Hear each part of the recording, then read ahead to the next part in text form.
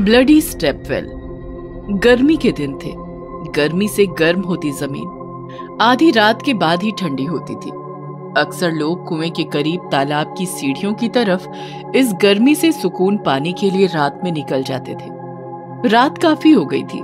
सभी गांव वाले बावड़ी से धीरे धीरे लौट आए थे, मगर साहिल, करण, अजय और विजू चारों दोस्त बावड़ी की सीढ़ियों पर अभी लेटे ही थे कि धीरे धीरे बहती ठंडी हवा में उन्हें नींद आ गई। अमावस की रात ने ठाकुर की बावड़ी को छिपा लिया था। तभी साहिल के कान के पास छम छम छम छम बजती पायल की आवाज सुनाई दी। साहिल की नींद खुल गई। उसने देखा एक लड़की नीचे तालाब की सीढ़ियां उतरती उसे इशारे से बुला रही है। साहिल समझा, इन्हें सोने दो, आज अपने हाथों में लड्डू होगा, और वो उस लड़की का पीछा करने लगा। लड़की सीढ़ियां उतरती उसे इशारा करती नीचे ले गई और साहिल के कानों में आवाज आई, छपाक, और लड़की बावड़ी के पानी में अचानक कूद गई। साहिल ने भी आव देखा न ताव, बावड़ी के पानी में कूद पड़ा, छपाक। मगर ये क्या? दिखाई तो कुछ नहीं दिया था, मगर साहिल की दर्द भरी चीखें सुनाई देने लगी, जैसे कोई उसे फाड़ रहा हो। उसकी चीखने की आवाज सुनकर उसके सोए तीनों साथी करण, अजय, विजू जाग गए और घबराए से इधर उधर देखने लगे। तभी करण बोला, अजय, विजू, ये तो साहिल की आवाज है और आवाज पानी के अंदर से आ रही है। लग रहा है नहाने के वास्ते गया होगा, शायद डूब रहा है, चलो देखते हैं। और सभी सीढ़ियां उतरते नीचे बावड़ी में गए। अब साहिल और जोर जोर से चीखने लगा था। फिर क्या था, तीनों दोस्त भी बावड़ी के पानी में कूद पड़े। अंधेरे में अंदाजा लगाना मुश्किल हो रहा था, पर ये क्या, एक साथ सभी दर्द से कराहते चीखने लगे। बावड़ी के पानी में जैसे भूचाल आ गया था। कुछ देर बाद चीखें थम गई, सब कुछ शांत हो गया। सुबह ठाकुर की बावड़ी पर गांव के लोग इकट्ठे हो गए थे। बावड़ी के पानी से बाहर चारों की लाशें निकाल ली गई थी। ग्रामपुर गांव में सन्नाटा छा गया था। चारों तरफ औरतें, मर्द रो रहे थे। तब से लोग इस बावड़ी की तरफ जाना तो दूर, उसे देखना भी मनहूस समझने लगे थे। आज पूनम की रात अपने पूरे शबाब पर थी। 4 हादसे ठाकुर की बावड़ी पर पहले भी हो चुके थे, इसीलिए वहां रात में जाने वालों की तादाद कम ही नजर आने लगी थी। निखिल आज ही तो अपने ननिहाल ग्रामपुर आया था। वो ग्रामपुर में किसी को भी नहीं जानता था, सो अकेले नाना नानी के साथ बोर हो रहा था। एक दिन तो उसका किसी तरह घर में गुजर गया, मगर शाम होते ही वो नानी से बोला, नानी, जरा मैं बाहर घूमने जा रहा हूँ, देर हो गई तो घबराना नहीं, मैं घूमकर फिर आ जाऊंगा। निखिल बेटा जा, पर बावड़ी की तरफ मत जाना, नानी बोली। पर क्यों नानी, वहाँ ऐसा क्या है जो आप मुझे उधर जाने से रोक रही हैं? पहले जा, घूम कर आ जाने पर बताऊंगी। निखिल नानी के घर से बाहर गली में निकल गया था। तेज हवा शोर मचाए हुए थी। निखिल मन ही मन नानी की बात को सोचता हुआ गांव से बाहर चला जा रहा था। वो बार बार एक ही बात सोच रहा था, आखिर क्या राज है उस बावड़ी में जो नानी वहां जाने से हमें मना कर रही थी। अभी वो इसी में उलझा हुआ ही था कि उसके ऊपर से कीच कीच करीच की आवाज करता एक लंबे पंखों वाला भयानक काला पक्षी गुजरा और उसके बदन में डर की सिहरन दौड़ा गया। वो इस पक्षी के अचानक आने से कांप सा गया था। उसने किस्से कहानियों में तो सुना था कि इस दुनिया में ऐसे पक्षी भी हैं जो किसी इंसान को अपने पैरों में दबाए उसे दूर देश ले जा सकते हैं। वो ये सब सोचते हुए आगे बढ़ता ही जा रहा था कि तब तक ठाकुर की बावड़ी आ गई। ऊपर हवा तेज थी, सो ऊपर खड़ा रहने पर तकलीफ दे रही थी और निखिल इस हवा के दबाव से बचने के लिए बावड़ी की सीढ़ियां उतरने लगा। नीचे बावड़ी का पानी चांद की रोशनी में नहाया हुआ था। अभी पानी और उसके बीच 15-20 पायदानों का फासला था। वो संभलते हुए नीचे उतरता गया। अब वो बावड़ी के पानी के करीब था। निखिल ने इधर उधर नजरें दौड़ाई। एक अजीब सा सन्नाटा था वहां, और वो बावड़ी के पानी के करीब सीढ़ियों पर बैठ गया और पानी की गहराई की थाह लगाने लगा। तभी उसे लगा कि कोई भारी चीज बावड़ी के ऊपर से लुढ़कती बावड़ी के पानी में छपाक से गिरी है।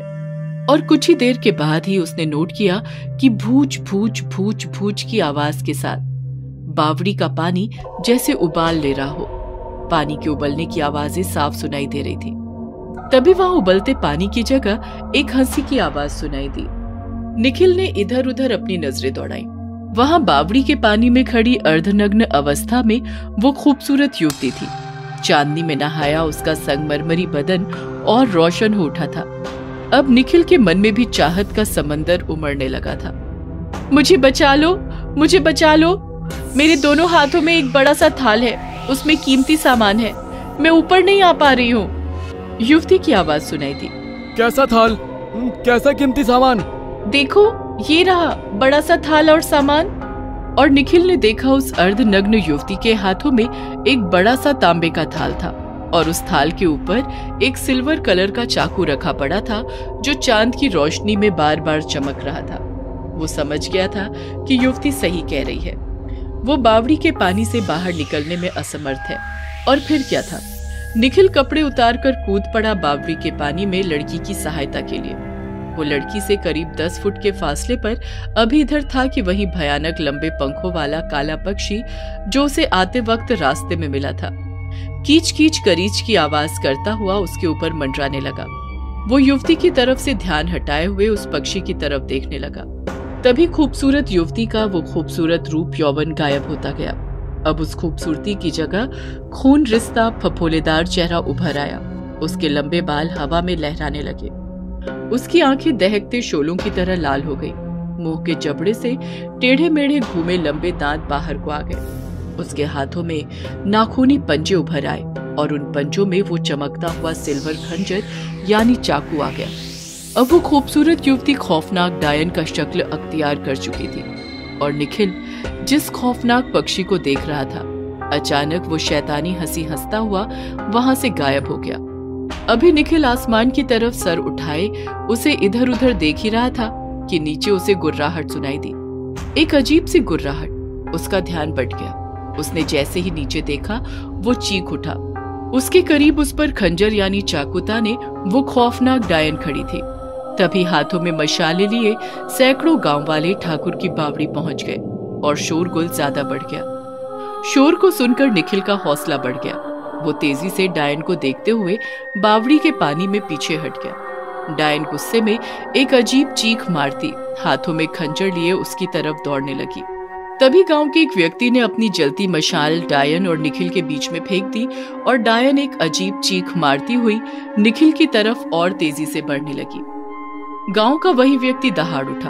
अपनी मशाले फेंको डायन पर, नहीं तो वो निखिल को मार डालेगी। फिर क्या था, 8-10 गांव वालों ने अपनी जलती मशाले डायन पर फेंक दी और डायन एक अजीब सी कलेजा चीर देने वाली चीख मारती बावड़ी के पानी को फाड़ती उसमें गायब हो गई।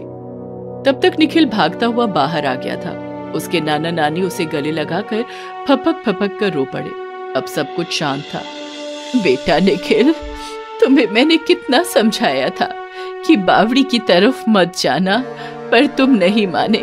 अरे बेटा, ये ठाकुर की खूनी बावड़ी है। अपने ग्रामपुर गांव के 4 जवानों का खून पी गई है ये बावड़ी। वो तो ऊपर वाले का शुक्र है कि हम वक्त पर आ गए, नहीं तो तुमसे हाथ धो बैठते हम बेटा। सिसकती नानी बोली। डरा सहमा निखिल अपने नाना नानी और गांव वालों के घेरे में घर आया, पर उसके दिमाग से ये घटना लाख भुलाने पर भी नहीं जाती। तहखाने का राज। जैसलगढ़ की हवेली जो पर्यटन का बहुत बड़ा केंद्र है और आज भी यहाँ बड़ी तादाद में पर्यटकों की भीड़ यहाँ के इतिहास को महसूस करने आई है। इस भीड़ में सब लोग हवेली के अलग अलग हिस्सों में घूम रहे हैं और 4-5 लोगों का ग्रुप हवेली के पहले तहखाने की तरफ बढ़ा है और उन्हें सामने दूर अंधेरे में एक आदमी, फिर दूसरा और तीसरा, ऐसे आदमियों की तादाद भीड़ में बढ़ती हुई दिख रही है जो कि आधे कंकाल की तरह भयानक दिख रहे हैं, जो एक साथ इन कॉलेज के बच्चों की ओर आगे बढ़ रहे हैं। ये देख वो बच्चे चिल्लाते हुए ऊपर पहुंचे और हवेली के अथॉरिटी मेंबर्स से मिलकर वो वाकया बयां किया, पर अथॉरिटी वालों ने इस बात को सिरे से नकार कर उन बच्चों को भगा दिया। कुछ दिनों बाद एक 53 साल के आदमी रणधीर चौधरी, जो कि पेशे से ऐतिहासिक फोटोग्राफर, वो आराम से धीरे धीरे हवेली देखते, फोटो खींचते हुए उसी तहखाने तक पहुंचे और उन्होंने भी वो मंजर देखा जो उन बच्चों ने देखा था और वो सब रणधीर ने अपने प्रोफेशनल कैमरे में रिकॉर्ड किया और फोटो भी लिए। पर शाम होते ही उनकी लाश बाहर आई। लाश को उनके घर के पते पर उनके सामान सहित पहुंचा दिया गया। उनके बेटे साहिल चौधरी ने अंतिम संस्कार और क्रियाकर्म कर उस रात अपने पिता का कैमरा चेक किया, जिसमें उसे वो रिकॉर्डिंग और फोटोज ने हैरान कर दिया। अगले दिन साहिल ने सब एक पेन ड्राइव में कॉपी किया और अपने 3 खास जिगरी दोस्तों को बताया। साहिल ने एक पेन ड्राइव को पुलिस को बताकर FIR दायर करी उस हवेली के राज परिवार पर, जिसकी कोर्ट में पेशी है और राज घराने से जय सिंह राठौड़ आए हैं। राठौड़ साहब, क्या जो कुछ इस पेन ड्राइव में है उसके बारे में आपको पता है? क्या ये सच है? क्योंकि अब तो विज्ञान भी ये सब मानता है, वो भी अगर सबूत हो तो जरूर मानता है।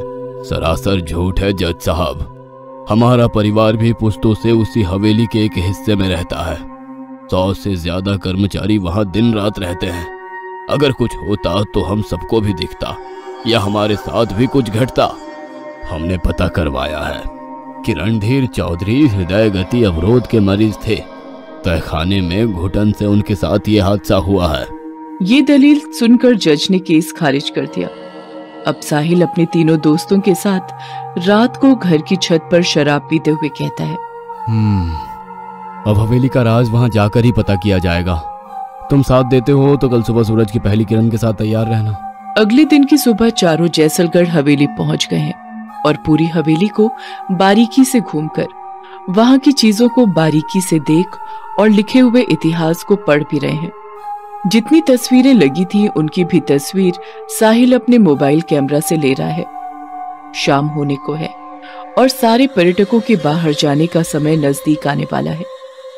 उससे पहले वो चारों तहखाने में घुस गए हैं और वहीं रुक गए हैं। अरे साहिल, क्या कर रहा है? चलना नहीं है क्या? नहीं, जो पता करना है वो यहीं इस तहखाने में है और यहीं रुक कर ही पता चलेगा। तू सच्ची में सबको मरवाएगा? भूतों का तो पता नहीं, पर पकड़े गए तो कुटाई पक्की है। और वो चारों वहीं अंधेरे में छुप गए हैं। हवेली खाली हो गई है। अंधेरे के साथ सभी कर्मचारी भी बाहर जाने लगे हैं, जिसका पता कर्मचारियों की आवाज सुनाई देने से उन चारों को चल रहा है। तो अब जल्दी निकलो, अंधेरा हो रहा है। जल्दी चलो वरना मारे जाओगे। क्यों हर रोज कहना पड़ता है? ये सब सुनकर इन चारों को डर का एहसास हो रहा है और वो एक दूसरे को देख रहे हैं, जिनमें से एक डर में भाग गया और एकदम से सामने एक राजा की शैतानी डरावनी आत्मा आई और उस लड़के के गले को पकड़कर ऊपर उठा लिया, फिर गला दबोचकर मार दिया। गर्दन की हड्डी टूटने की आवाज और उस दोस्त के मुंह से निकलते खून ने बाकी 2 को भी तहखाने के अंदर डर कर भागने पर मजबूर कर दिया, जहां फिर से एक एक कर आधे कंकाल वाले आदमियों की भीड़ बढ़ती गई, जिन्होंने उन दोनों को दबोच लिया और मार डाला। ये सब देख साहिल रोता बिलखता तीसरी ओर भागा और तहखाने से बाहर ऊपर एक बड़े से कमरे में पहुंचा, जहां एक महारानी की बड़ी सी तस्वीर लगी है।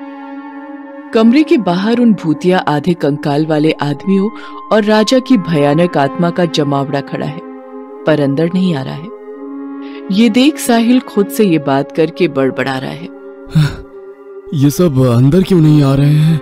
पीछे से एक औरत की आवाज आई, ये पापी लोग अंदर नहीं आ पाएंगे। साहिल पलटा और देखा कि तस्वीर से महारानी की आत्मा बाहर आ गई। साहिल पीछे कदम बढ़ाता हुआ गिरा। डरो मत बेटा, मैं उन जैसी नहीं हूँ, और वैसे भी जो पता करने आए हो वो सच मैं ही बता सकती हूँ तुम्हें। तो सुनो। 123 साल पहले जैसलगढ़ घराना छोटा पर नामचीन था, क्योंकि महाराज चंदेर सिंह जनता के सामने और नजरों में बड़े दयालु और निष्ठावान थे। हर इंसान के सहायक थे, बड़े भावुक थे, पर उनका असली चेहरा बस मैं, उनकी महारानी शीत कंवर ही जानती थी, या फिर वो गुलाम जो वफादारी से उनकी गुलामी करते थे। वो सच ये था कि गांव से हर रोज एक औरत रात के अंधेरे में गायब होने लगी, जो कि महाराज अपने गुलामों से अगवा करवा कर हवेली के चमचमाते तहखाने में मंगवाया करते थे। उसके साथ जितनी बार और जितने समय तक रंगरलियां बनाते और मन भरने पर मरवा कर गांव के जंगल में लाश फेंकवा देते। कोई न कोई जानवर रात में उस लाश को खा ही जाता, और तब वो आधी खाई हुई लाश मिलने पर लगता कि जानवर का शिकार हुई है। एक आदमी बलदेव ने दिमाग लगाया और बड़बड़ाने लगा। सिर्फ औरत ही क्यों, जानवर जो भी हो उससे सिर्फ औरत का शिकार ही करना है। और वो रात को छुपकर गांव के चौक में ही पेड़ के नीचे हर रोज सोने लगा। एक रात को जब एक औरत निवृत्त होने के लिए जंगल की ओर गई तो वहां से कुछ जोरों से छटपटाने की आवाजों ने बलदेव को उसका पीछा करने पर मजबूर किया और उसने देखा कि कुछ लोग उस औरत को अगवा करके ले जा रहे हैं। पीछा करने पर देखा कि वो हवेली के खुफिया दरवाजे से अंदर गए हैं। अब बलदेव हवेली के सामने पेड़ों के पीछे छिप छिप कर दिन रात बिताने लगा। 4 रात बाद वो लोग उस औरत को वापस जंगल में लेकर गए और फेंक कर चले गए। बलदेव ने उस औरत की नाक के सामने उंगलियों से उसकी सांसें चलती महसूस की तो अपने पास पड़े पानी से भरी जरी यानी चमड़े की पानी पीने वाली थैली से पानी छिड़क कर औरत को होश में ले आया, जिसने महाराज का सच बलदेव को बताया। बलदेव उस औरत को उसके घर ले गया और उसके घर वालों को आधी रात को ही गांव के सरपंच के घर लेकर गया और सब बताया। जल्दी ही गांव के 80 से ज्यादा मर्द इकट्ठे होकर हवेली पहुंचे। आधी रात को सोए हुए महाराज महारानी को बाहर जन सैलाब की चीख की आवाजें सुनाई दी और वो बाहर आए। आते ही सब मर्दों ने महाराज को खरी खोटी सुनाई, जिसके महाराज दिल मिला गए। महाराज तब भी ठंडे दिमाग से बोले, आप सब अंदर आओ, फिर सही से बात करते हैं। सब अंदर आए और आते ही राजा ने अपने सैनिकों को आदेश दिया, इन सबको बांध कर तहखाने की दीवारों में चुनवा दो। ऐसा ही हुआ। भयानक नरसंहार। मेरा मन भर आया और गुस्से में मैंने खंजर अपने पति महाराज चंदेर सिंह की पीठ में घोंप दिया और बाद में वही खंजर अपने गले पर भी चलाकर खुदकुशी कर ली। वो आधे कंकाल वाले आदमी सब वही हैं जो जिंदा दीवारों में चुनवा दिए गए थे और साथ ही महाराज भी हैं जिनकी भटकती आत्मा शैतानी हो गई है। सुबह की पहली किरण के साथ साहिल छुपता छुपाता हवेली से बाहर आता है और वहीं के पुलिस थाने में राज घराने के खिलाफ शिकायत दर्ज करवाता है। कोर्ट में अर्जी लगवाता है। हवेली के तहखाने की दीवारों को तुड़वाने की और अर्जी जज मंजूर करते हैं। पुलिस फोर्स जाकर मजदूरों से दीवारों को तुड़वाते हैं और उन्हें 80 नर कंकाल बरामद होते हैं। अब कोर्ट आदेश देता है राज परिवार को कि हवेली पर सरकार का कब्जा है और हवेली को ध्वस्त करने का आदेश किया जाता है। ऐसे होता है जैसलगढ़ की हवेली के तहखाने के राज का अंत। ल्यूसीफर्स गिफ्ट। ये कहानी है गोवा के गोवान गाइस की। एक कपल जो कि चाइल्डहुड फ्रेंड से लवर्स और फिर कपल बना। अपर मिडिल क्लास फैमिली से थे दोनों और एक हो गए। Mrs Ayesha and Mrs Johan Rodriguez, a happy Christian couple. शादी के 6 साल पूरे हुए पर कोई बच्चा नहीं। सामाजिक जोर नहीं क्योंकि एक फ्री लाइफस्टाइल सोसाइटी से बिलोंग करते हैं, पर खुद को एक उम्मीद और चाह है जो सबको होती है। मेडिकल चेकअप से पता चला कि दोनों ही ठीक हैं, फिर भी बच्चा नहीं हो रहा है। IVF और सरोगेसी भी ट्राई किया पर कुछ नहीं हुआ। जो कपल बहुत खुश मिजाज था अब दुखी रहने लगा। जोहन एक ड्राई फ्रूट्स का डीलर है तो वो काम में बिजी होकर दिन निकाल लेता है, पर रात की सोच दुश्मन बन जाती है और नींद नहीं आती है। 2 रातों बाद झपकी आती है, पर आयशा तो दिन भर तकलीफ और सोच में डूबकर दुखी होती है। इसलिए एक कंप्लीट डे मेड रखी है, जेनी, जो ख्याल भी रखती है और बातें भी करती है। जेनी वहां के चर्च के पादरी की बहन है तो उसका झुकाव जरा ईश्वरीय शक्ति की तरफ ज्यादा रहता है और वो बातें भी बाइबल की ज्यादा करती है। एक दिन जोहन ने आयशा को कुछ दिन अपने पीहर पुडुचेरी पापा मम्मी के पास जाने को कहा और आयशा ये मानकर चली गई। पुडुचेरी अपने घर में पापा माइकल और माँ मिशेल के पास दिन भर अपनी किस्मत को कोसती रोती रोती देर रात को सो गई। तब उसके पेरेंट्स ने एक दूसरे से बात की, आयशा को सब कुछ बता दो और उसको भी वो करने के लिए मनाओ जिसको करके हमें भी आयशा मिली थी। पर हमें पहले उनसे पूछना होगा, तभी सब कुछ होगा और बेटी को समझा कर वो सब कुछ करवा पाएंगे। चलो, अभी वैसे भी आयशा गहरी नींद में सो रही है। अभी टाइम 1:30 बज रहे हैं, इतनी रात को? तो यही तो मिलने का सही वक्त है, कहा ना चलो। दोनों अपने घर से बाहर गार्डन में आए और घर के पीछे जमीन में एक टैंक के ढक्कन की तरह ढक्कन को खोला, जो कि बेसमेंट है। दोनों सीढ़ियों से नीचे उतरे जहां अंधेरा था। वो दोनों साथ कोई लाइट भी लेकर नहीं गए और खड़े हो गए, दोनों हाथों को बांधकर जैसे किसी को याद कर रहे हैं। और अचानक से ऊपर का दरवाजा बंद हुआ। दोनों ने ऊपर देखा ही था और भयानक भारी आवाज आई। आ गए दोनों, बड़े दिनों बाद याद आई। तभी अंधेरे में कुछ कैंडल्स जली और भयानक सा दिखता एक डेमोन सामने आया। वो बोला, कहो क्या काम है? मेरी बच्ची को भी वही तकलीफ है जो मेरी बीवी मिशेल को थी। बस, कुछ कहने की जरूरत नहीं, अब सब समझ गया। पर शर्त याद है ना? Yes, my lord. Then tell your daughter and get ready her for the Lucifer's gift. Demon अदृश्य हो गया और वो दोनों भी बाहर आकर अपने कमरे में जाकर सो गए। सुबह नाश्ते पर दोनों ने आयशा को समझाया, Look Ayesha and listen to me carefully. It will be good news if you believe. Yes mom, I am listening. सबने हाथों से फोक एंड स्पून रख दिए। आयशा देखो, जब साइंस काम नहीं आती तब सुपर साइंस काम आती है, जिसे हम माइथोलॉजी एंड स्पिरिचुअलिटी कहते हैं। पर हमारा विश्वास उनसे भी ऊपर वाली शक्ति में है, द सुपर नेचुरल पावर, और वो कभी वेस्ट नहीं जाती। और इसका इफेक्ट तुम खुद हो। जो तकलीफ तुम्हें है वो हमें भी थी, और तुम्हारा जन्म भी वैसे ही हुआ जैसे तुम्हारे बच्चे का हो सकता है, अगर तुम चाहो और मानो तो। I want to being a mother and I can do everything. Then listen, एक शर्त है और वो माननी पड़ेगी, वरना बाद में रिजल्ट बहुत भयानक हो जाएंगे। मानो अनकंट्रोलेबल। आप कहिए, मैं सुन रही हूँ। आज रात तुम्हें हम दोनों वहां ले जाएंगे जहां से तुम्हारी इच्छा पूरी होगी, पर शर्त यह है कि वो बच्चा हमारे भगवान का होगा। मीन्स पहला बच्चा वो ले जाएंगे, बाद में चाहे जितनी भी संतानें हो वो तुम्हारी, पर पहला बच्चा उनका अपना गिफ्ट होगा और तुम्हें लौटना होगा। मंजूर है। रात 12:45 पर वो तीनों नीचे आते हैं और वैसे ही डिमोन आकर आयशा से पूछता है, क्या तुम्हें मंजूर है? हाँ। तुम अकेले रुको और तुम दोनों जाओ। ये बोलकर वो अदृश्य हो जाता है और वो दोनों आयशा को अकेला छोड़कर ढक्कन बंद कर चले जाते हैं। अपने कमरे में दोनों लेटे हुए बस इंतजार करते हैं कुछ होने का, और अचानक जोरों से बिजलियां कड़कने लगती हैं। तेज आंधी चलने की आवाज सुनाई देती है, जिससे घर की छत के दरवाजे टकराने लगते हैं। लाइट्स ऑफ हो जाती हैं और दोनों ऊपर दरवाजा बंद करने साथ जाते हैं। छत पर पहुंचकर आकाश देखते हैं जो कि लाल सुर्ख हो गया है, जिसमें काले बादल मंडरा रहे हैं। तेज आंधी पेड़ों को बेहाल कर हिला रही है और साथ ही ऐसे मौसम में बारिश शुरू हो गई है। बिजलियां कड़ाके से कड़क कर डर का माहौल बना चुकी हैं। आकाश में ऐसे मौसम से एक आदमी जैसा पंखों से उड़ता हुआ नीचे आ रहा है। धीरे धीरे जो गुस्से में आंखें लाल किए नीचे उतर रहा है। उन दोनों की नजरें उससे मिली और दोनों घुटनों पर बैठ गए। वो आसुरी शक्ति नीचे उतरती है, पंखों के सहारे घर के पीछे उतर गई। मौसम अभी भी वैसा ही है। वो दोनों भीगे हुए छत के दरवाजे को बंद कर नीचे गए और कपड़े बदल कर सो गए।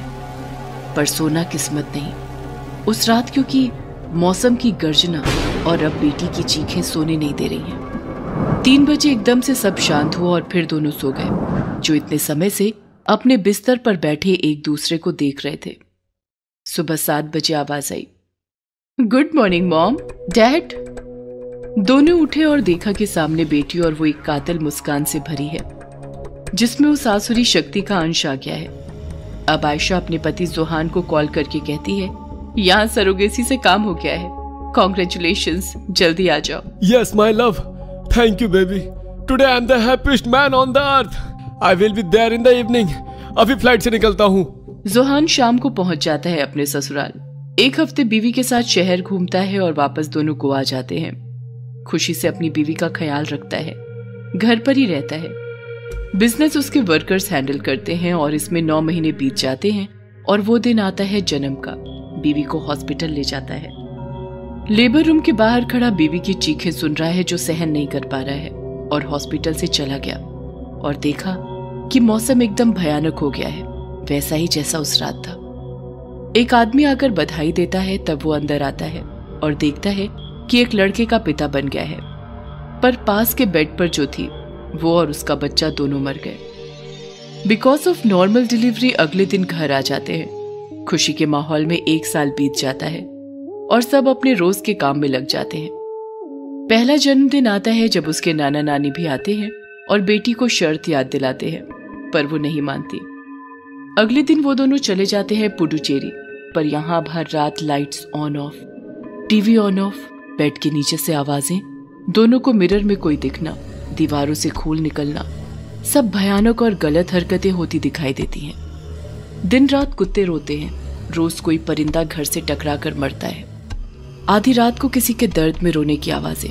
ये सब जोहान को बेचैन कर रही है और इनको देख जेनी आंटी जो मेड है वो अपने पादरी भाई को बुलाने का कहती हैं और जोहान मान भी जाता है। प्रिस्ट आते हैं और घर में घुसते ही समझ जाते हैं। फिर वो बेबी को देखने कमरे में जाते हैं और उंगली उसके मुंह में डालते हैं कि वो बच्चा इतनी जोर से काटता है कि उंगली ही काट खाता है, और इतना सा बच्चा वो उंगली चबा कर निकल जाता है। ये सब जोहन को डरा देता है। बाहर आकर प्रिस्ट साफ बता देते हैं कि घर में शैतान का बसेरा है और बच्चा शैतानी तोहफा है। जोहान कुछ कह नहीं पाता, बस इतना ही। फादर, ये सब कैसे और सही कैसे होगा? देखो, ऐसा बस शैतान से सौदा करने पर होता है, और वो केवल बच्चे के पिता या माँ ही कर सकते हैं। इसका इलाज केवल घर का शुद्धिकरण है, जिसमें सबकी जान का खतरा भी है। पर जिसने ये सौदा किया है शैतान के साथ, उसको मेरे सामने सच बताना होगा। Father, my God is my witness, but if Ayesha did this, I will ask her the truth. बस आप तैयारी कीजिए। See you tomorrow. God bless you all. Priest चले गए और जोहान अपनी पत्नी से आंखों में आंखें डालकर सच्चाई पूछता है। आयशा सब बता देती है। दोनों बच्चे के कमरे में जाते हैं और देखते हैं कि कमरे में अंधेरे के बीच लाल रोशनी में वो डेमोन उसे गोद में खिला रहा है और उन दोनों को कहता है, कल इसे लेने इसके पिता खुद आएंगे। और अदृश्य हो जाता है। आयशा फूट फूट कर रोती है और बताती है, वो डेमोन जिस पिता का कह रहा था वो कोई और नहीं, खुद लूसीफर है। जोहान भागते हुआ चर्च जाता है और प्रीस्ट को सब सच्चाई बताता है और शुद्धिकरण की क्रिया प्रक्रिया उसी समय करने को कहता है, क्योंकि 12 बजे के बाद लूसीफर कभी भी आ सकता है और अब सिर्फ 1 घंटा बचा है।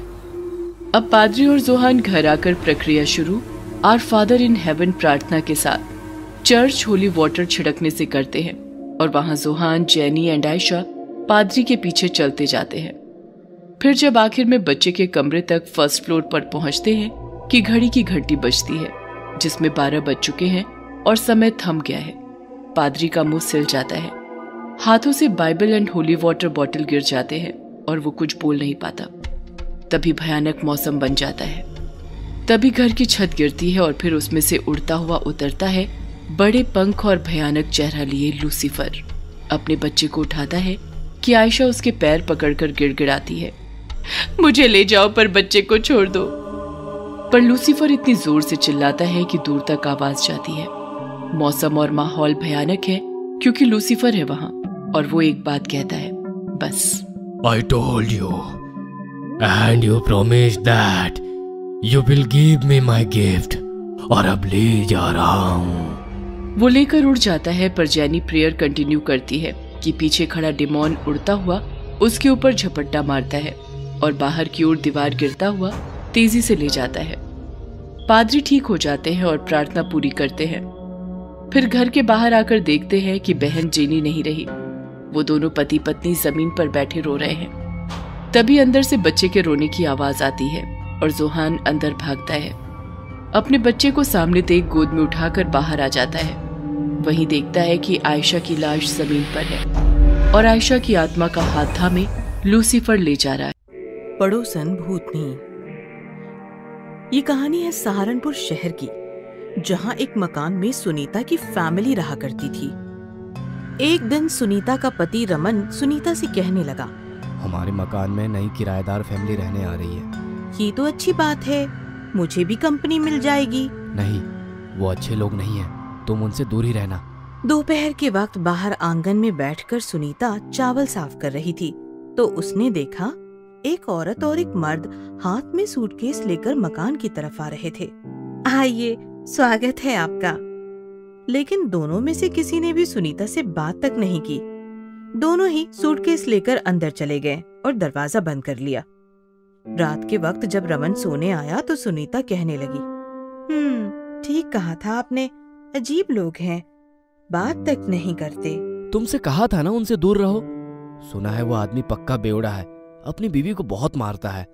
रमन ऐसा कह ही रहा था कि पड़ोस के घर से मारपीट की आवाज सुनाई देने लगी। थोड़ी ही देर में सुनीता का दरवाजा पड़ोस की औरत खटखटाने लगी। बहन जी बचाओ मुझे, मेरा पति मुझे मार डालेगा, मैं आपकी पड़ोसन कल्की, बहन जी बचाओ मुझे। औरत दरवाजा खटखटाती रही तो सुनीता बोली, अब क्या करूं जी, दरवाजा खोलूं? पागल हो क्या, सो जाओ चुपचाप। पति के कहने पर सुनीता चुपचाप सो गई। दूसरे दिन सुबह सुनीता बाहर आई तो उसने देखा उसकी पड़ोसन कल्की रंगोली बना रही थी। उसका पूरा शरीर मारपीट से घायल था। कल्की ने जब सुनीता को देखा तो वो झट से उठकर अंदर चली गई और दरवाजा बंद कर लिया। उसी रात रमन और सुनीता सोने वाले थे कि फिर से कल्की दरवाजा खटखटाने लगी।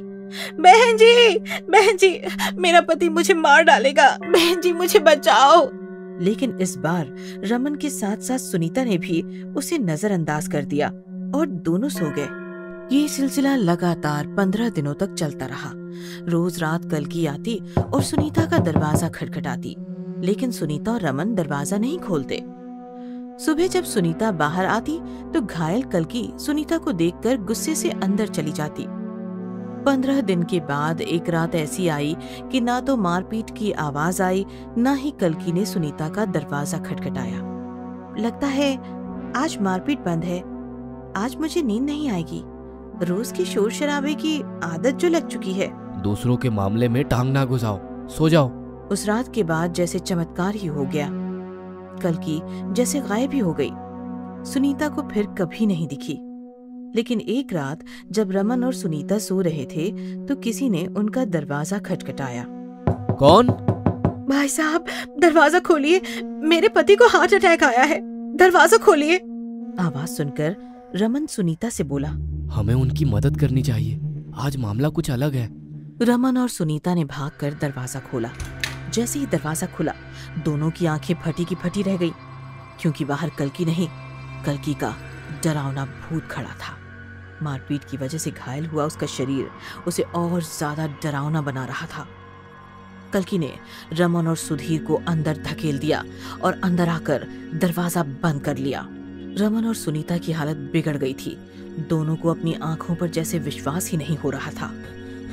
ये क्या कर रही हो तुम? वही जो मुझे पति को मारने के बाद करना चाहिए, वही करने आई हूँ।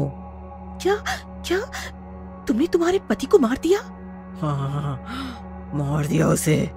15 दिन पहले उसने बंद कमरे के अंदर मेरा गला घोट कर मुझे मार दिया था। आज मैंने भूत बनकर उसे मार दिया और अब तुम दोनों की बारी है। हमने क्या बिगाड़ा है तुम्हारा? जब मैं तुम्हारे दरवाजे पर आकर मदद की भीख मांग रही थी तब क्या तुमने मेरी मदद की थी? बोलो। जब मुझ पर अत्याचार हो रहा था, मेरी हत्या हो रही थी, तुम दोनों सुकून से सो रहे थे, इसलिए आज मैं तुम दोनों को हमेशा हमेशा के लिए सुलाने आई हूँ। ऐसा कहकर कल्की का भूत जोर जोर से हंसने लगा।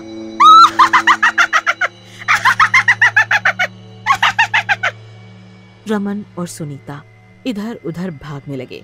कल्की ने हाथ आगे किया और उसका हाथ बढ़ने लगा। उसने रमन को अपनी ओर खींच लिया। सुनीता, बचाओ बचाओ।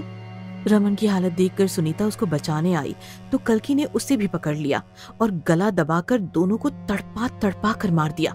दूसरे दिन पुलिस पहुंची तो रमन और सुनीता मरे पड़े थे। पुलिस जब कल्की के घर पहुंची तो कल्की का पति भी मरा पड़ा था। पुलिस ने जब कमरे की खुदाई की तो उन्हें जमीन के अंदर दबी पड़ी कल्की की लाश मिली। सर, केस क्या बनाना है? यह केस तो कौटुंबिक हिंसाचार के दायरे में आता है। और वह सुनीता और उसके पति का मर्डर, उसका क्या?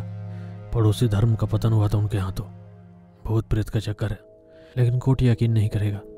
छोड़ो, कोई दूसरी वजह ढूंढते हैं। इस प्रकार कौटुंबिक हिंसाचार से पीड़ित कल्कि ने अपने पति के साथ साथ अपने पड़ोसियों को भी नहीं छोड़ा। इसीलिए सावधान रहें, सतर्क रहें। पिशाचों का मेला। ये कहानी हिल स्टेशन धौला कुआं के एक कस्बे की है जो मेलों की संस्कृति के लिए प्रसिद्ध है।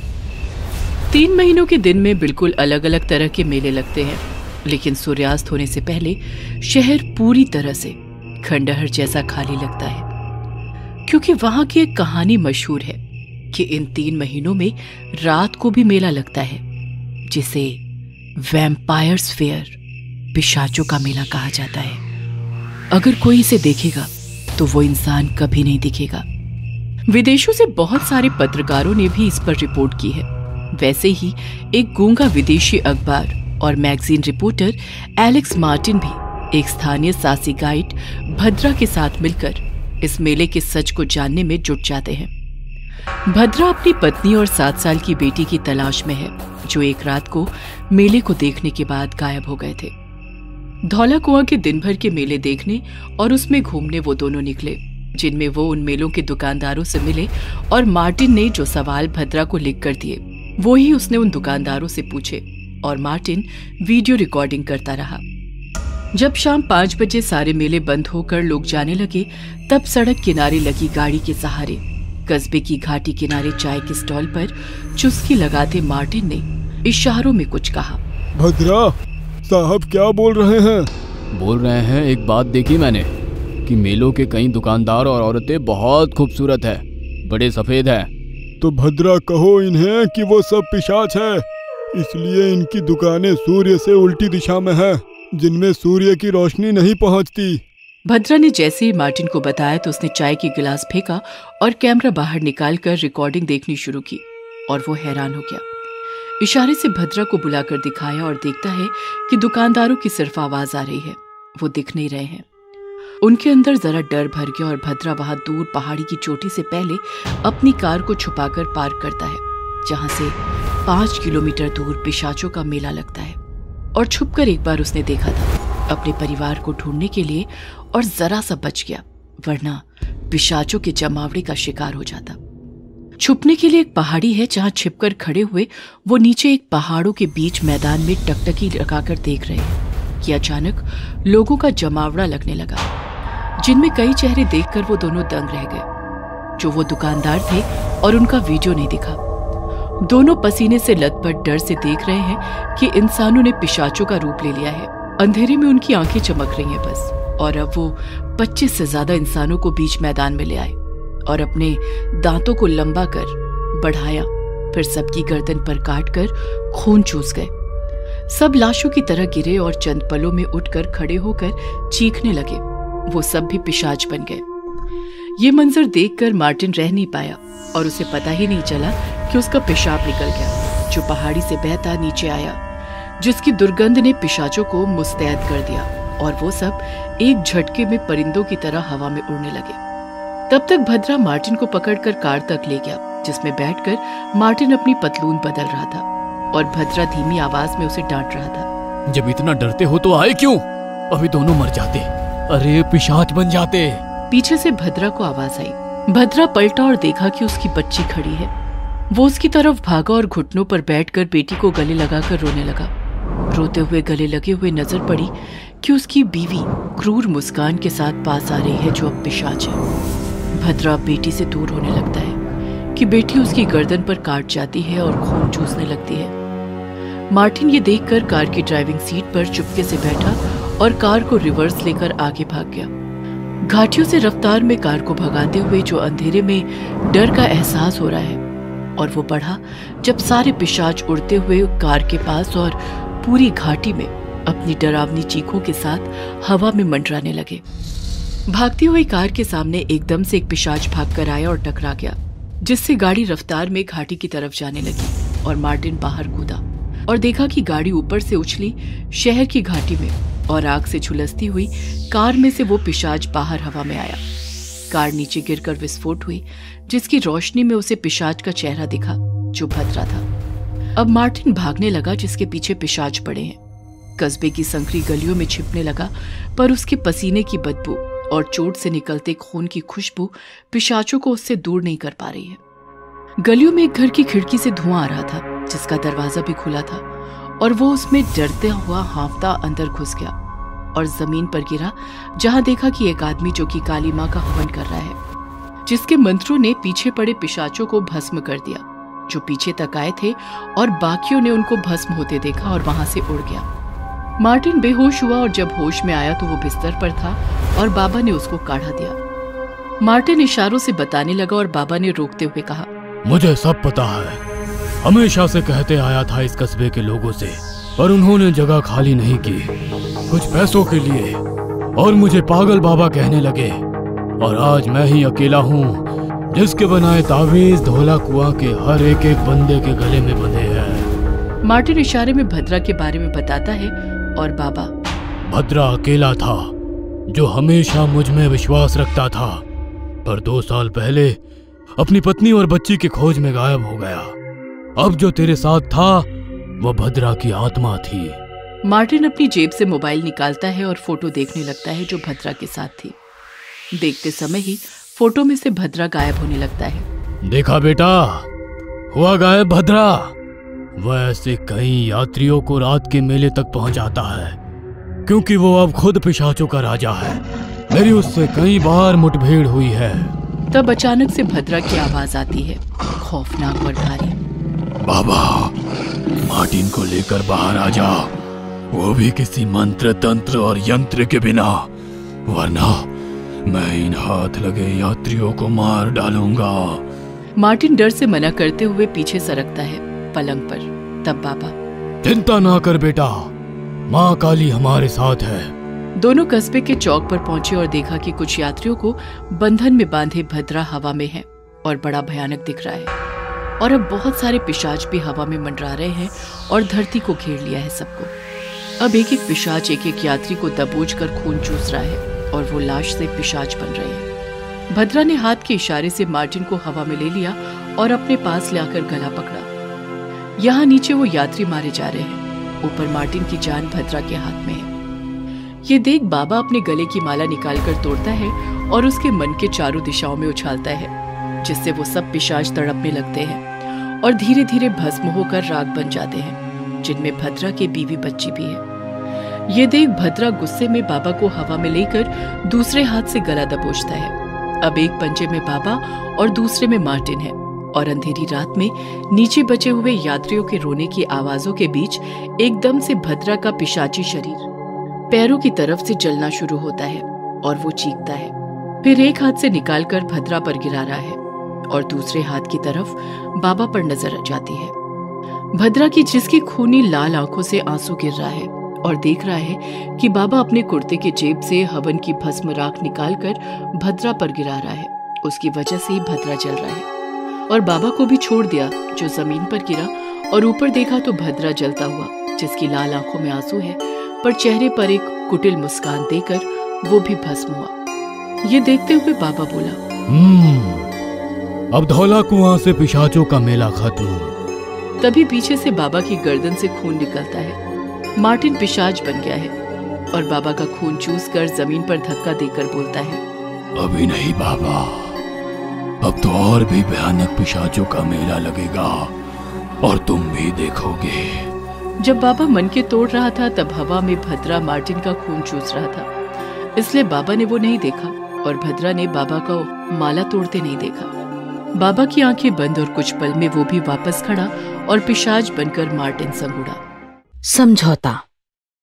रात के घुप अंधेरे में पूरा जंगल सन्नाटे की चादर ओढ़े था, और उसी गहरे घने पेड़ों के जंगल में सन्नाटे के बीच बॉबी लगातार फावड़े से खुदाई कर रहा था।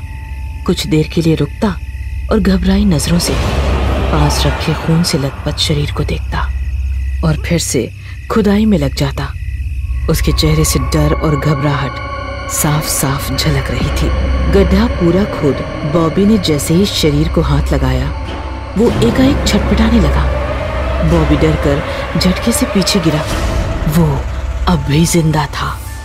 दरअसल मिडिल क्लास लड़का बॉबी शहर में बड़े सपने लेकर आया था, लेकिन शहर की चकाचौंध ने उसे ऐसा लपेटा कि वो खुद ही नहीं जान पाया कि कब वो इतना अय्याश बन गया। जब अय्याशी के लिए पैसे कम पड़ने लगे तो उसने अपराध की दुनिया में कदम रख दिया। अपने सपनों से भटककर अब उसका उठना बैठना क्रिमिनल्स के साथ होने लगा।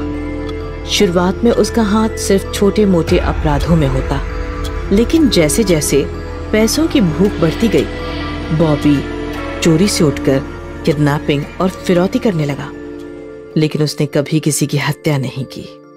लेकिन एक दिन जब उसे एक 5 स्टार होटल मालिक गौतम को किडनैप करने का काम मिला तो उसकी ये कसम भी टूट गई। उसने होटल मालिक गौतम को किडनैप कर लिया, लेकिन उसी वक्त हुई हाथापाई में गलती से गोली चल गई और होटल मालिक गश खाकर गिर पड़ा। वो छटपटाने लगा। बॉबी घबरा गया और वहां से भागने लगा। तभी गौतम ने उसे पैर से पकड़ लिया। मुझे हॉस्पिटल ले चलो। तुम्हें जो चाहिए मैं दूंगा। मेरी जान बचा लो। वो अपनी जान की भीख मांगने लगा। अब देख पाना संभव नहीं था। बॉबी ने पास रखी टॉर्च को जलाया और आसपास देखने लगा। कौन है? लेकिन कोई नहीं दिखा कि तभी अचानक उसके सामने किसी अघोरी सा दिखने वाला व्यक्ति सामने आ गया। उसके पूरे शरीर पर सफेद भस्म थी और उसके सिर पर ठीक चोटी वाली जगह पर एक बड़ी कील गड़ी हुई थी जिससे लगातार खून बह रहा था। उसका ऐसा भयावह रूप देखकर बॉबी चीख पड़ा कि तभी अघोरी गौतम की दफनाई लाश की तरफ देखकर बोला, डरो मत, मेरा स्वार्थ मुर्दों से है, जिंदा इंसान से नहीं। और वो हंसने लगा। उसकी शैतानी मुस्कुराहट से बॉबी सहम गया और भागने लगा। बॉबी अंधाधुंध भाग रहा था, लेकिन अघोरी की शैतानी हंसी उसका पीछा नहीं छोड़ रही थी। वो जितना दूर भागने की कोशिश करता, आवाज उतनी ही नजदीक से आती और बॉबी के भागते कदम तब रुके जब उसने देखा कि वो फिर से उसी जगह आ पहुंचा है जहां से उसने भागना शुरू किया था। बार बार ऐसा होने पर बॉबी घबरा गया और उस अघोरी के पैरों से लपेटकर जान की भीख मांगने लगा। छोड़ दो मुझे, भगवान के लिए छोड़ दो। मैं इसे मारना नहीं चाहता था, ये गलती से हो गया। भगवान से किस माफी की उम्मीद रखता है? भगवान किसी को माफ नहीं करता। उसमें इतना बड़ा दिल कहाँ? अगर अपराध की माफी चाहता है तो शैतान की शरण में चल, समझौता कर उनसे, शैतान को खुश कर। अगर शैतान को समझौता कर लिया तो सारी दुनिया। बस मुझे बचा लीजिए। हाँ। तो चल। बॉबी अघोरी के पीछे पीछे गया और एक गुफा तक पहुंच गया। गुफा में एक शैतान की मूर्ति लगी थी और उसके सामने ही कंकालों का ढेर लगा था, जिसमें तकरीबन 15 से 20 इंसानी कंकाल भी थे, जिसकी बदबू से बॉबी का दम घुटने लगा। उसने हाथ से मुंह ढकते हुए पूछा, बाबा ये सब क्या है? ये शैतान की भेंट है। और उसके बाद अघोरी मूर्ति के सामने बने कुंड के पास बैठ गया। अघोरी के हाथ घुमाते ही कुंड में खुद ब खुद आग प्रज्वलित हो गई। बॉबी को कुंड के पास बैठाकर पूछा, अगर थोड़ी सी भी भूल हुई तो जीवन की आखिरी भूल होगी। मैंने सोच लिया है, मैं सब करने को तैयार हूँ।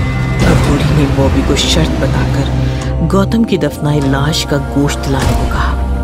बॉबी शैतान से इतना प्रभावित हो चुका था कि उसने गौतम की लाश को खोद कर निकाला और उसके गोश्त के साथ साथ उसका सिर भी काट लिया और शैतान को भेंट कर दिया।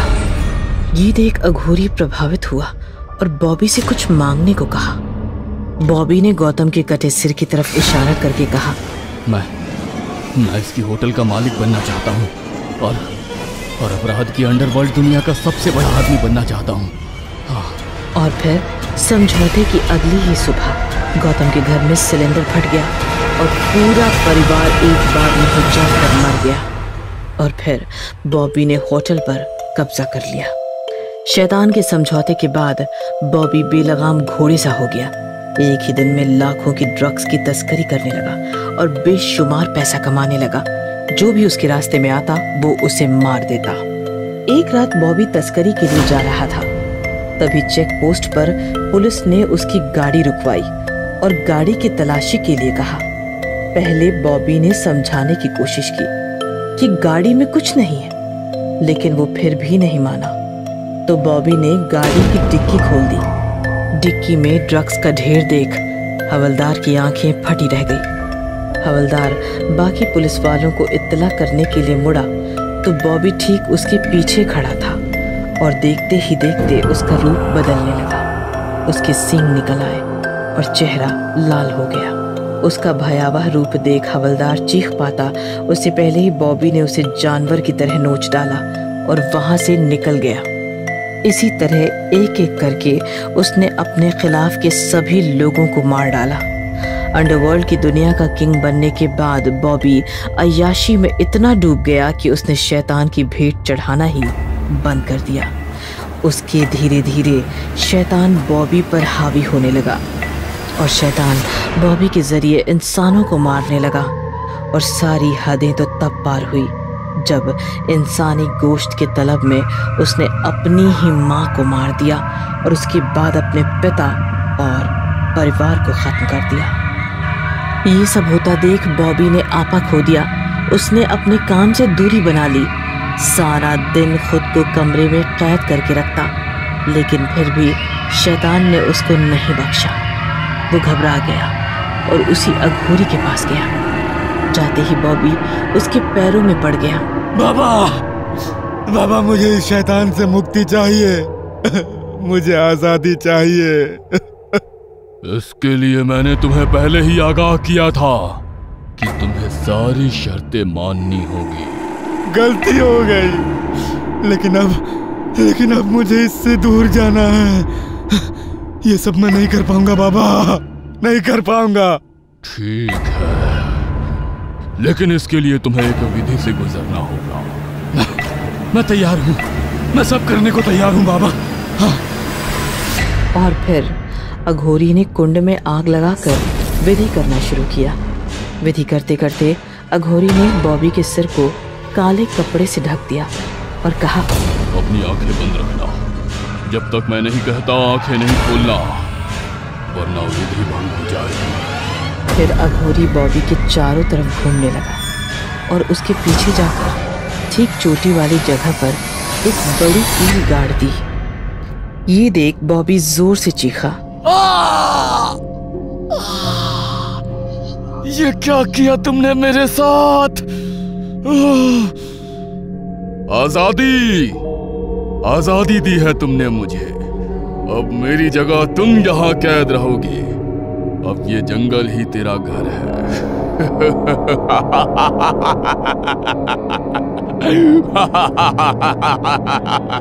और अघोरी अदृश्य होने लगा।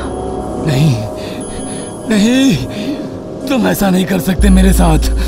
रुको, कहाँ जा रहे हो तुम? रुको। अब इंतजार कर तेरे जैसे ही किसी अगले मुसाफिर का।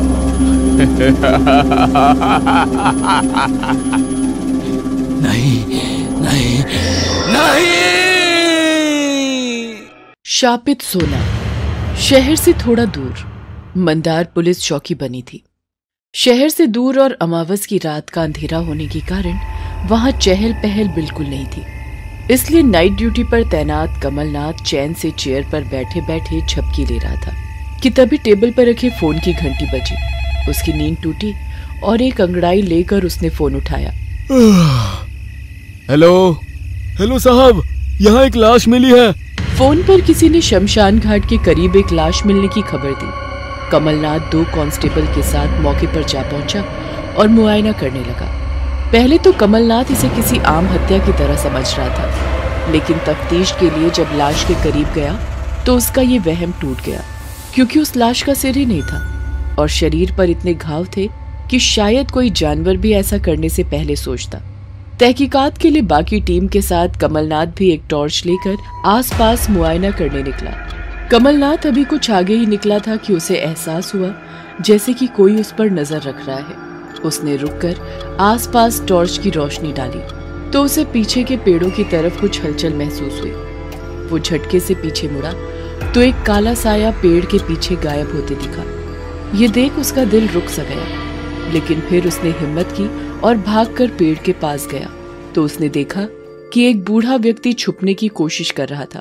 कमलनाथ के जाते ही वो कहने लगा, नहीं नहीं, मुझे मत मारना, मैंने कुछ नहीं किया।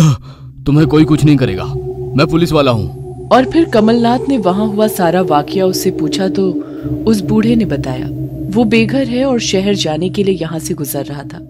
तभी एक व्यक्ति उसके करीब से होते हुए शमशान में चला गया और उसके थोड़ी देर बाद ही उसे किसी के चीखने की आवाज आई तो वो शमशान में चला आया, लेकिन नजर कमजोर होने के कारण रात में वो कुछ देख नहीं पाया।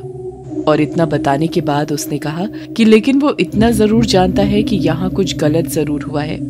कमलनाथ बात कर ही रहा था कि तभी उसकी नजर बूढ़े के पास रखे एक थैले पर पड़ी। उस थैले को उठाते हुए उसने पूछा। कमलनाथ इतना घबरा गया कि वो कोई प्रतिक्रिया नहीं कर पा रहा था। वो सहमा स्तब्ध खड़ा था कि तभी उस औरत ने उसे गले से दबोचा और नाखूनों से नोचकर गला अलग कर दिया। और इसी के साथ कमलनाथ झटके से होश में आया, जैसे कि वो कोई सपना देख रहा था। ये वाकई बहुत अजीब घटना थी, लेकिन कमलनाथ ने इसे काम का तनाव समझकर नजरअंदाज कर दिया। लेकिन उसके अगले ही दिन कमलनाथ अपने कमरे में सो रहा था कि तभी उसे पायल की छन छन की आवाज आने लगी। कमलनाथ की आंख खुली तो उसने देखा कि उसकी पत्नी भाग्यश्री सोने की पायल पहने खड़ी है। ये देखकर उसने चिल्लाकर कहा, ये क्या हरकत है भाग्यश्री? हाँ, आधी रात हो रही है अभी और उतारो इसे, ये तुम्हारे लिए नहीं है, चलो उतारो। भाग्यश्री नहीं, मोहिनी। ये सोना जेवरात सब मेरा है और इन्हें यहाँ लाकर तूने जो गलती की है उसकी सजा तू जिंदगी भर नहीं भूलेगा। और फिर देखते ही देखते वो भयानक चुड़ैल में बदल गई। ये देख कमलनाथ बुरी तरह घबरा गया और चीखते हुए कमरे से बाहर की तरफ भागा। लेकिन तभी वो उस पर झपट पड़ी, उसे गले से पकड़ हवा में उठा दिया और दम घुटने के कारण वो बेहोश हो गया। अगली सुबह जब वो होश में आया तो उसका शरीर लोहे की तरह तप रहा था। वो किसी को भी अपने करीब नहीं आने दे रहा था और हवा में ही देखकर दिन भर बड़बड़ाता रहता। ये सिर्फ मेरा सोना है। हाँ, मेरा है, इसे कोई नहीं ले जा सकता। जो ले जाएगा वो मारा जाएगा। एक दिन उसकी पत्नी ने उसके करीब जाने की कोशिश की। ए औरत, दूर रह मेरे सोने से, नहीं तो मार दूंगा तुझे, मार दूंगा। अब रोज रोज ऐसी घटनाएं होने लगी और इसके साथ कमलनाथ का शरीर ऐसे सूखने लगा था जैसे कोई उसे अंदर ही अंदर खोखला कर रहा हो। उसकी हालत दिन ब दिन बिगड़ती जा रही थी। लग रहा था अब उसका बचना मुश्किल है कि तभी एक दिन एक बूढ़ा भिक्षु कमलनाथ के घर भिक्षा लेने आया और आते ही उसे एहसास हो गया कि इस घर पर किसी बदरूह का साया है। इसलिए उसने कमलनाथ की पत्नी से पूछा, बेटी, लगता है घर में कुछ ठीक नहीं है। कमलनाथ की पत्नी ने भी हामी भरी और अब तक की सारी स्थिति उसे बताई। जितना जल्दी हो सके उस मनहूस सोने को घर से बाहर कर दे, नहीं तो इसका नतीजा अच्छा नहीं होगा। लेकिन कमलनाथ पूरी तरह उस सोने से निकली चुड़ैल के साए में था, जिसके कारण ये हो पाना संभव नहीं था। इसलिए भिक्षु ने रक्षा के लिए एक अभिमंत्रित धागा कमलनाथ की बाजू पर बांध दिया। धागा बांधने के बाद कमलनाथ को वो आत्मा दिखना बंद हो गई, लेकिन अब उसे हर जगह पायल की आवाज सुनाई देने लगी और सोने की कोई भी चीज देखते ही वो चिल्ला उठता। उसकी चमक उसे चुभ रही है। वो दिन भर तकिए में सिर दबाकर शोर को बंद करने के लिए गिड़गिड़ाता रहता। कमलनाथ की हालत किसी बुरे सपने से भी बदतर हो चुकी थी। वो कई दिन तो ऐसे ही प्रताड़ना सहता रहा, लेकिन फिर एक अमावस की काली रात को कमलनाथ एकाएक उठा और सारा सोना उठाकर घर से निकल गया। रुको, मैं इसे दफना दूंगा, फिर कोई आवाज नहीं आएगी। हाँ, नहीं आएगी और फिर मैं ठीक हो जाऊंगा, आजाद हो जाऊंगा इस शापित सोने से। और शमशान पहुंचकर कमलनाथ हाथों से जमीन खोदने लगा। ऐसे ही खोदते रहने के कारण उसके नाखून उखड़ चुके थे, लेकिन उसे कोई होश नहीं था।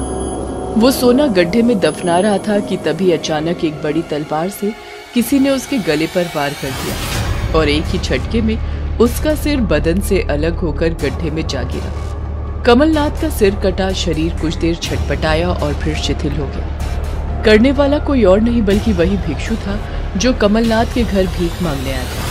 हे शैतानी शक्तियों के मालिक, मेरी बलि स्वीकार कर। उसके बाद वो कमलनाथ की लाश के पास बैठ गया। कुछ देर तक उसी लाश के सामने साधना करने के बाद उसने किसी जानवर की तरह लाश से मांस भक्षण करना शुरू कर दिया और लाश को शत विशत अवस्था में छोड़कर वो अघोरी उसी बूढ़े के रूप में आ गया जिससे कमलनाथ को सोना मिला था।